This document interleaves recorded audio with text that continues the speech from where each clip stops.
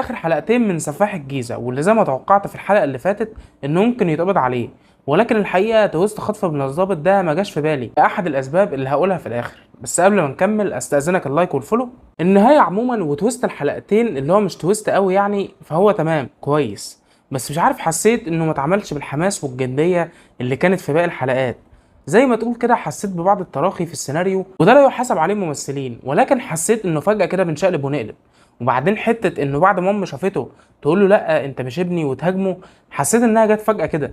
يعني طول الحلقتين انا شايف انها بتداري عليه او بتقول كلمتين كده قدامهم عشان ما تقولهمش على مكانه. حتى الضابط قال لها احنا بقالنا ساعتين قاعدين معاكي وما طلعناش منك بحاجه، وبعدين فجاه كده انت مش ابني ومش هشيل شيلتك وما تشيلنيش ذنبك باللي انت عملته.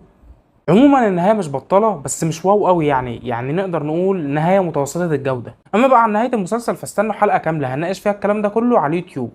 لايك وفولو بقى واستنى الجديد.